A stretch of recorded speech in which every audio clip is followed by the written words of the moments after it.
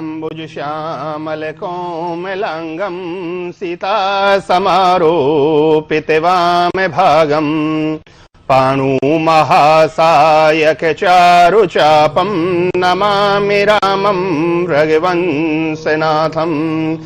प्रिय दर्शकों, आचार्य पंडित अशोक कुमार शास्त्री सुख मंथन के लाइव कार्यक्रम में आपका सबका दिल से स्वागत करते हैं।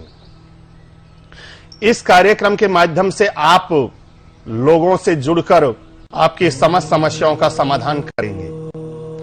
आज आपको पितृदोष के बारे में बता रहे हैं कि पितृदोष जन्म कुंडली में कब बनता है और उसका हमारे ऊपर क्या प्रभाव पड़ता है। सबसे पहले तो पितृदोष किसको कहते हैं? पितृदोष या ग्रहण दोष। जब सूर्य के साथ में राहु या केतु ग्रह आ जाए तो उसको हम पितृदोष बोलते हैं। जैसे कि और उसमें भी क्या है कि सूर्य के जितने नजदीक, जितने अंश डिग्री नजदीक यदि चंद्र या सूर्य होगा उसका उतना ही ग्रहण दोष का प्रभाव पड़ेगा। जैसे कि मान लो कि सूर्य हमारा 10 अंश का है और राहु 5 अंश का है, 8 अंश का है, यानी कि राहु केतु सूर्य के जितने नजदीक अंश होंगे उतना ही हमारे शरीर पर उसका प्रभाव ज्यादा पड़ेगा। सूर्य या केतु 12 अंश से जब यदि कोई दूर चल जाता है तो उसका थोड़ा प्रभाव कम हो जाएगा। अब सूर्य के साथ में कि हमने देख लिया कि केतु ग्रहण दोष पितृदोष ओनली 2 ही ग्रहों के प्रभाव से पड़ता है, सूर्य और राहु केतु, या फिर चंद्रमा। चंद्रमा के साथ में भी यदि राहु केतु यदि कोई ग्रह बैठ जाए तो उसको भी हम ग्रहण दोष पितृदोष बोलते हैं। जैसे कि एग्जाम्पल में कोई से भी भाव में कुंडली में, हमारी कुंडली में किसी भी भाव के अंदर चंद्रमा के साथ में राहु बैठ गया या केतु बैठ गया तो उसको हम पितृदोष बोलते हैं। प्रिय दर्शकों, आप सभी को कॉल आ रही है, इसमें जुड़े रहें, इसको अटेंड। हाँ जी, क्या नाम है जी आपका? आचार्य जी, मेरा नाम नवीन पाटिल है। हाँ जी, आपकी डेट ऑफ टाइम क्या है जी? मेरी जन्म की तारीख है 26 अप्रैल 1985। 26 अप्रैल 1985। टाइमिंग कितने बजे का है जी आपका? जन्म का मेरा समय है 11:20 है। 11:20। कब का है? रात का जी। PM। और औरंगाबाद महाराष्ट्र में मेरा जन्म हुआ है। स्थान? औरंगाबाद महाराष्ट्र। समय आपने रात का 11:20 बताया नहीं जी? हाँ जी, हाँ जी। क्या समस्या है जी आपकी? गुरुजी, मेरी समस्या है, मेरे ऊपर कोर्ट केस चल रहा है, झूठे आरोपों में फंसा दिया गया हूँ मैं, मतलब बिना किसी वजह से। अच्छा, तो उस समस्या से मैं निकल नहीं पा रहा हूँ। अच्छा जी, देखो जी, मैं आपकी कुंडली में देख रहा हूँ, आपकी धनु लगन की कुंडली है जी। 9 अंक लिखा हुआ है। द्वितीय भाव में बृहस्पति आपका नीच का बैठा हुआ है जी। चतुर्थ भाव में बुध और शुक्र बैठा हुआ है और सूर्य और राहु आपके पंचम भाव में बैठे हुए हैं जी जी जी। मंगल आपका षष्टम बैठा हुआ है, केतु आपका एकादश भाव में बैठा हुआ है और द्वादश भाव में शनि बैठा हुआ है। सूर्य आपका, सूर्य के साथ में राहु बैठा हुआ है। तो राहु क्या कि सूर्य का ग्रहण दोष बनाता है या पितृदोष कह दो। अपना जो शौर्य है उसके अंदर वो कुछ दोष लगाता है। अपना जो यश होता है प्रसिद्धि होती है तो उस पे आपके ऊपर यश नहीं है। तो इसके लिए आप राहु ग्रह की वस्तुओं का दान करें, शाम की समय करें, यानी कि दिन छिपे करीब करें। काले उड़द हो गए, काला कपड़ा हो गया, काले फल हो गए, ऐसी वस्तुओं का आप दान करें, जिससे कि क्या कि यदि राहु यदि कमजोर हो जाएगा तो सूर्य को, यदि किसी ग्रह को कमजोर करना है तो शत्रु को, तो उसकी वस्तु का दान कर दें। और एक आप सूर्य को डेली अर्घ दें, जिससे कि आपका सूर्य मजबूत हो, सूर्य भगवान को सुबह नहाने के बाद में। और आप संडे को, रविवार को एक मुखी रुद्राक्ष धारण करें, इससे आपकी समस्याओं से आपको छुटकारा मिल जाएगा बहुत जल्दी। 1 महीने के अंदर आपको इससे छुटकारा मिल जाएगा। जी धन्यवाद। हरिओम। अब हम बात कर रहे थे कि पितृदोष के बारे में। आप को ये बता दिया कि मान लो कि पितृदोष कब बनता है, जैसे कि सूर्य के साथ में राहु या केतु बैठा हो तो पितृदोष बनता है। अब इसके उपाय क्या हैं? राहु केतु, सूर्य के साथ में बैठा हुआ हो, राहु बैठा हुआ हो, तो राहु केतु के जाप करें। और जाप भी वैसे कल युग के अंदर 4 गुना जाप करें, उसका 10 अंशांश हवन करें। हवन आप न कर सकें तो आप 10 अंशांश एक्स्ट्रा माला करके, ज्यादा माला करके उसकी 10 अंशांश, जैसे कि 100 माला हुई है तो 110 कर लें, और फिर 108 माला का आप हवन करें उसी मंत्र के जाप का। राहु और सूर्य बैठा हुआ है तो सूर्य को भी आपको, उसके भी आपको जाप करने हैं। कितना? 4 गुना। जैसे कि मान लो कि सूर्य के जाप है 7000, और 4 गुना का मतलब हो गया 7 चौक 28, 28,000 जाप आप करें और फिर हवन करें। राहु बैठा हुआ है तो राहु के जाप होते हैं 18,000, 18,000 का 4 गुना 72,000 का आप जाप करें। और हवन यदि उसका 10 अंशांश न कर पाए तो 10 अंशांश आप और भी अधिक जाप करें, और फिर 108 उसी मंत्र की आप, जैसे कि राहु का मंत्र है ओम भ्राम भ्रीम भ्रोम सह राहुवे नमे, इस मंत्र का आप 108 बार आहुति डालें। प्रिय दर्शकों, कॉल आ रही है, इनसे बात कर लेते हैं। हाँ जी, क्या नाम है जी आपका? नागेश भाई बात कर रहे हैं गुरुजी हम। नागेंद्र भाई जी, नागेश भाई नाम बात कर रहे हैं गुरुजी। हाँ जी, आप 13 मार्च 1990 में जन्म हुआ है हमारा गुरुजी। 13 मार्च 1990।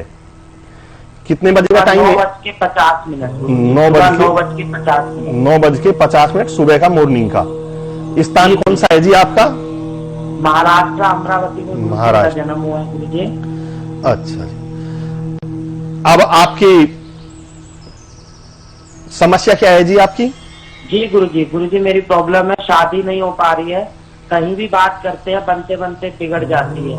अच्छा जी, देखो जी, आपकी वृश्चिक लगन है और वृश्चिक लगन का स्वामी शुक्र है, जिसके साथ में राहु मंगल भी बैठा हुआ है। अच्छा गुरुजी। जो आपको एक तो ये लव मैरिज का संकेत देगा। जी जी जी जी। कि नहीं हो तो वो बात आपने अलग है, लेकिन लव मैरिज होने के आपके पूरे चांस हैं। अच्छा गुरुजी। दूसरा, बृहस्पति आपके द्वितीय भाव में बैठा हुआ है, जो धन का कारक है, जो धन आपको अच्छा देगा। शादी आपकी हो जाएगी। आप मंगल ग्रह का उपाय कर लें। मंगल ग्रह भी आपका उच्च का है, तो उच्च के ग्रह के लिए आप एक तो 3 मुखी रुद्राक्ष धारण करें। ये आपको पंचामृत स्नान से, यानी कि शहद, दूध, दही, घी, बूरा, पंचामृत स्नान से स्नान करा के आपको गले में धारण करना है। और इसके लिए आपके मंगल और शुक्र के साथ में राहु बैठा हुआ है, राहु की वस्तुओं का आप दान करें। राहु की जैसे कि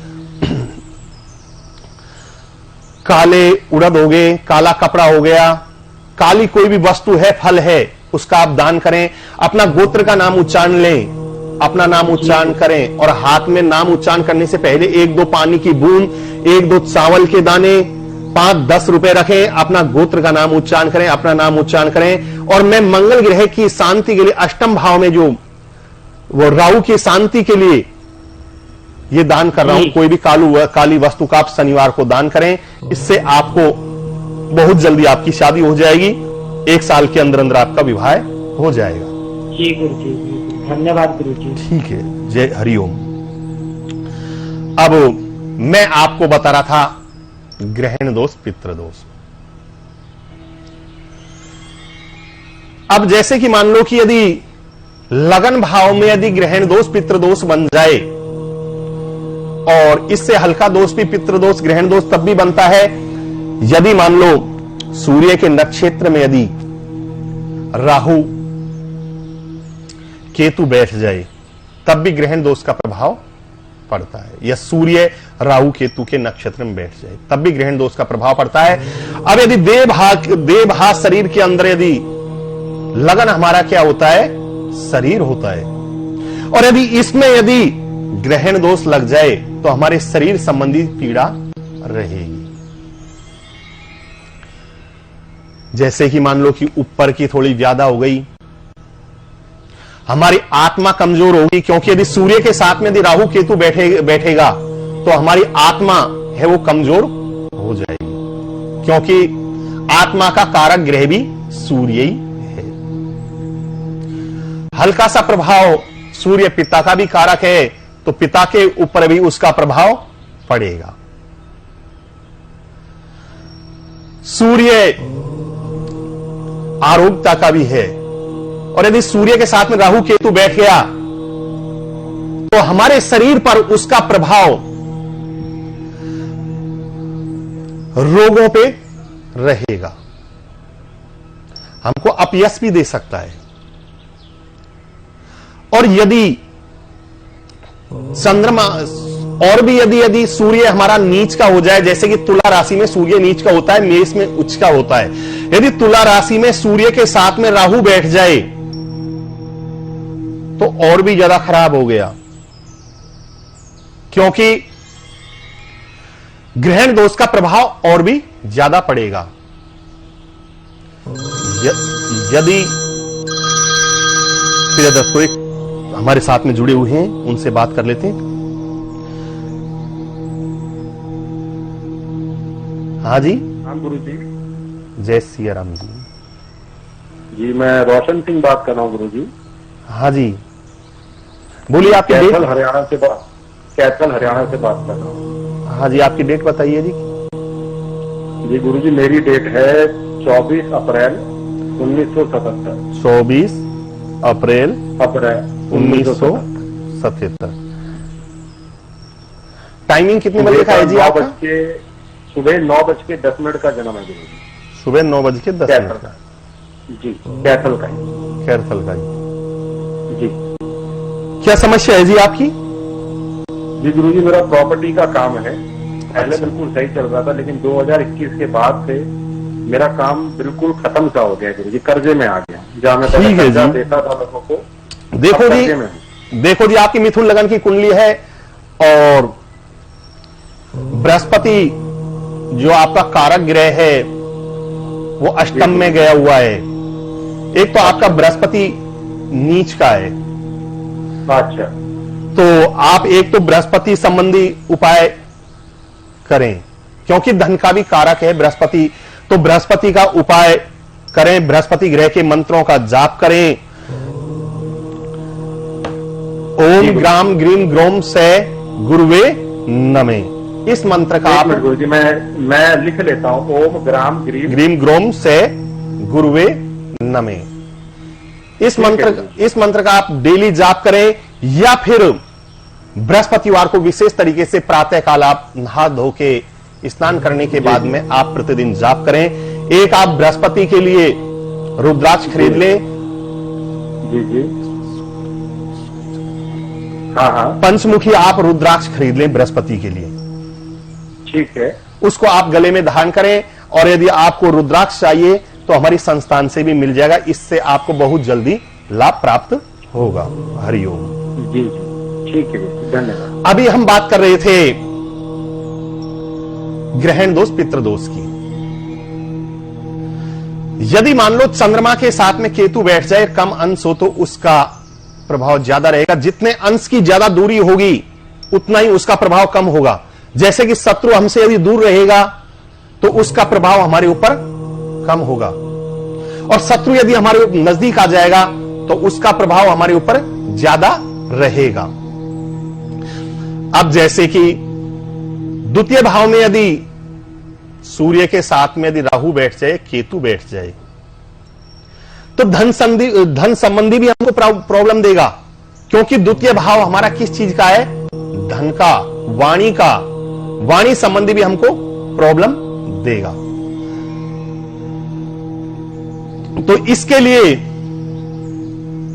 हमको जिसके साथ में सूर्य या राहु या केतु बैठा हो, उस ग्रह का हमको शांति अवश्य करवानी चाहिए। 10-15 साल में पुनः हमको उसका प्रभाव दिखे तो हमको शांति करवा लेनी चाहिए। यदि चंद्रमा के साथ में और हमेशा यदि सूर्य चंद्रमा के साथ में यदि राहु या केतु बैठ जाए, तो राहु केतु का दान भी करना चाहिए, क्योंकि दान करने से कोई भी ग्रह है वो कमजोर होता है। यह नहीं कि आप हर एक ग्रह का दान कर दें, क्योंकि लगन का देह का कभी, लगन भाव के स्वामी का कभी दान नहीं करना चाहिए। जो कारक ग्रह हैं, हमारे अच्छे ग्रह हैं, उनके हमको कभी दान नहीं करना चाहिए कुंडली में। क्योंकि हमने यदि मान लो हमारा लगन के का ही दान कर दिया, लगन के स्वामी का दान, उसकी वस्तुओं का दान कर रहे हैं, तो उससे हमारा शरीर और कमजोर हो जाएगा। उस ग्रह को हमको प्रसन्न करना चाहिए। जो ग्रह कारक ना हो, अच्छा ना हो, उसका दान करना चाहिए। और ग्रहण दोष में जैसे कि सूर्य के साथ में केतु या राहु बैठा है, तो उसका अवश्य दान करना चाहिए, क्योंकि उसका जाप करवाएं। जाप करने से वो ग्रह प्रसन्न होता है। और प्रसन्न, क्योंकि हम प्रसन्न का मतलब हो गया कि मान लो कि हम किसी को बार बार यदि नमस्कार कर रहे हैं, हमको कहीं भी कोई व्यक्ति मिलता है तो हम उसको बार बार नमस्कार करते हैं, तो उसका प्रभाव कम हो जाता है, वो हमारी अच्छा मानने लग जाता है, हमको प्रसन्न हो जाता है। तो प्रसन्न होगा तो वो हमको अच्छा फल देगा। केतु का या राहु का, इनका दान करें। यदि चंद्रमा के साथ में भी यदि राहु या केतु बैठ जाए, तो हमको चंद्रमा को प्रसन्न करना चाहिए और राहु केतु का भी हमको जाप करना चाहिए। प्रिय दर्शकों, एक कॉल फोन आ रहा है, सभी देखें इनकी क्या समस्या है इसके बारे में। हाँ जी, सुख मंथन में आपका स्वागत है। क्या नाम है जी आपका? नमस्कार जी, आयुष्मान। क्या नाम है जी? ममता देवी। ममता देवी। हाँ जी, आपकी जन्म डेट क्या है जी?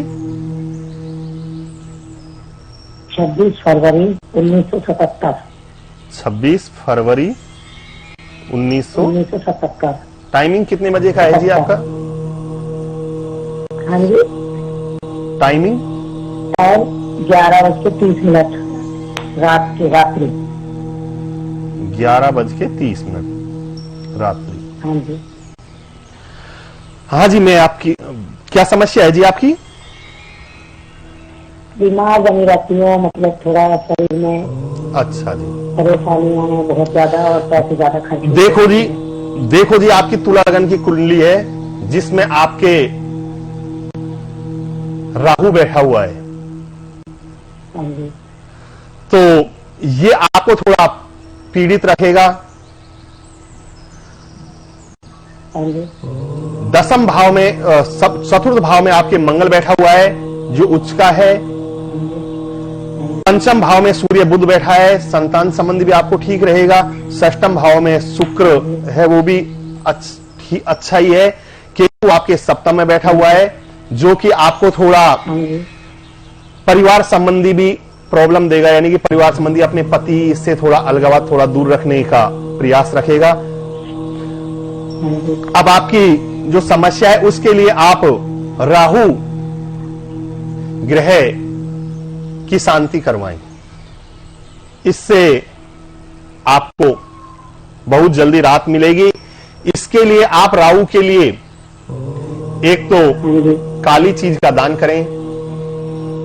शनिवार को शाम के समय काले उड़द हो गए, काले फल हो गए, काला कपड़ा हो गया, बहते पानी में आप इन चीजों को छोड़ें। मछलियों के लिए, काली जानवरों के लिए आप दाना पानी डालें, इससे आपको शरीर का स्वास्थ्य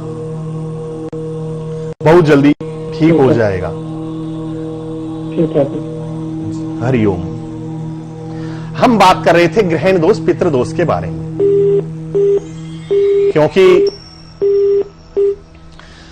अभी मैंने बताया था कि आपको द्वितीय भाव में यदि चंद्र मां के साथ में राहु या केतु बैठ जाए तो क्या प्रभाव रहेगा। धन संबंधी प्रभाव देगा, वाणी संबंधी प्रभाव देगा। और काल पुरुष के अनुसार द्वितीय भाव किस चीज का है, वाणी का। वाणी संबंधी भी हमको प्रॉब्लम देगा। यदि लगन में बैठ जाए तो सिर संबंधी पीड़ा देगा। सूर्य के साथ में चंद्र या केतु तो सिर संबंधी पीड़ा देगा। द्वितीय भाव में बैठ जाए तो वाणी संबंधी पीड़ा देगा। तृतीय भाव में यदि बैठ जाए राहु केतु के साथ में सूर्य चंद्रमा, तो हमको भाई, छोटे भाई बहन, यानी कि हमारे जो छोटे रिश्ते हैं उनके लिए हमको पीड़ा देगा। यदि चतुर्थ भाव में यदि सूर्य के साथ में राहु केतु बैठ जाए तो माता संबंधी, यदि सूर्य चंद्रमा बैठे तो विशेषकर माता संबंधी ज्यादा पीड़ा देगा। गाड़ी, घर, वाहन, मन को अशांत रखेगा और जो हमारी सुख सुविधा है उनके अंदर वो कमी रखेगा। कॉल आ रही है, सभी दर्शक हम इससे जुड़ रहे हैं, इनकी क्या समस्या है उसका पूछते हैं इनसे।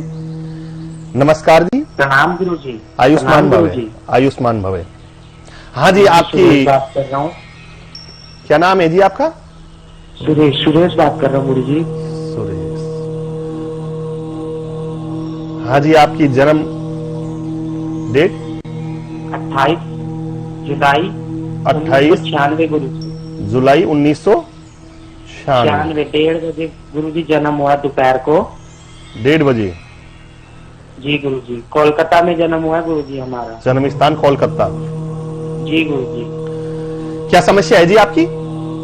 गुरु जी मेरे ना किडनी में प्रॉब्लम है, जिसका मैंने बहुत इलाज कराया, बहुत पैसा खर्च करा गुरु। हाँ जी। लेकिन मेरी दिक्कत दूर नहीं हो रही है। हाँ जी, क्योंकि आपकी मैं देख रहा हूं कि आपकी कुंडली तुला 7 अंक की आपकी कुंडली है जो तुला लगन है। तृतीय भाव में आपका बृहस्पति और चंद्रमा बैठा हुआ है जो कि आपको वैसे गज केसरी योग भी बना रहा है, भाई बहन का सुख भी अच्छा दे रहा है। आपकी षष्ठम भाव में शनि और केतु बैठा हुआ है। जी गुरु जी। अष्टम में शुक्र बैठा हुआ है, नवम में मंगल बैठा हुआ है और चतुर्थ भाव में सूर्य बुध बैठा हुआ है। वो भी आपको मान लो कि सरकारी संबंधी या लाभ, नौकरी संबंधी अच्छा। अष्टम में राहु बैठा हुआ है। अब आपकी जो किडनी की प्रॉब्लम है जी जी, वो शनि और केतु की वजह से है, क्योंकि अच्छा गुरु जी। दोनों ग्रह आपके शनि और केतु षष्टम में बैठे हुए हैं और वो किडनी काल पुरुष के अनुसार षष्टम भाव किडनी का ही होता है। आप अच्छा अच्छा गुरु जी। शनि और केतु ग्रह का एक तो रुद्राक्ष धारण कर लें। शनि का 7 मुखी आप रुद्राक्ष धारण करें, केतु का 9 मुखी आप रुद्राक्ष धारण करें। केतु का आप करना चाहें तो बुधवार को कर लें शाम की समय, शनि का आप शनिवार को करें। दोनों आप रुद्राक्ष धारण करें। एक कार्य आप ये करें, दूसरा आप काली वस्तु का थोड़ा दान करें, या काले उड़द हो गए, काला कपड़ा हो गया, काला फल हो गए, ऐसी चीजों का आप दान करें। इससे आपको बहुत जल्दी राहत हो जाएगी। ठीक है गुरु जी, प्रणाम। हरिओम। हम बात कर रहे थे ग्रहण दोष पितृ दोष के बारे में। यदि तृतीय भाव में, चतुर्थ में मैंने आपको बताया कि यदि सूर्य चंद्रमा के साथ में यदि बैठ जाए तो क्या प्रभाव? माता के लिए ज्यादा कष्टकारक होगा, चंद्रमा के साथ में राहु बैठा हुआ है तो, और हमारी सुख सुविधा संबंधी। यदि पंचम में यदि राहु केतु बैठ जाए तो हम क्या करें? पंचम भाव होता है संतान का, विद्या का। पंचम भाव से हम संतान विद्या देखते हैं, तो हमारी संतान में कुछ समस्या हो सकती है, क्योंकि ग्रहण दोष की वजह से संतान और विद्या में हमको समस्याएं रहेंगी। यदि षष्ठम भाव के अंदर, जन्म कुंडली के षष्ठम भाव में यदि राहु केतु बैठ जाए तो हमको क्या समस्याएं रहेंगी? षष्ठम भाव में यदि राहु केतु बैठ जाए तो षष्ठम भाव किसका होता है? शत्रुओं का, मामा का भी होता है, क्योंकि हम मामा का विचार भी षष्ठम भाव से करते हैं। तो मामा संबंधी हमको पीड़ा देगा ग्रहण दोष पितृ दोष, और शत्रु संबंधी हमको समस्याएं रहेंगी। कोई न कोई हमारे शत्रु पीछे लगा रहेगा। काल पुरुष के अनुसार किडनियों का भी, नाभि के हिस्से के करीब यहां पे भी थोड़ा दर्द देगा। यदि सप्तम भाव में राहु या केतु बैठ जाए तो क्या समस्याएं रहेंगी? सूर्य के साथ में या चंद्रमा के साथ में यदि ग्रहण दोष बन रहा है तो, पितृदोष बन रहा है तो सप्तम भाव किसका होता है? पत्नी का होता है। पत्नी संबंधी हमको पीड़ा रहेगी, जिसमें शादी टूट जाए या शादी संबंधी हमको लेट हो, यानी कि विवाह संबंधी हमको, पहली बात तो हमको विवाह संबंधी पीड़ा रहेंगी। दूसरा, थोड़ा नाभि के नीचे के हिस्से में भी थोड़ा दर्द रहेगा पेट के अंदर, क्योंकि काल पुरुष के अंदर वो नाभि के नीचे का हिस्सा होता है। आज के कार्यक्रम में इतना ही। अगले प्रोग्राम में हम फिर एक नए विषय के साथ में मिलेंगे। मनोजीवम मारुततुल्य वेगम जितेन्द्रियं बुद्धिमतां वरिष्ठं वातात्मजनं वानरयोऽथ मोक्षं श्रीरामदूतं शरणं प्रपद्ये। हरि ओम।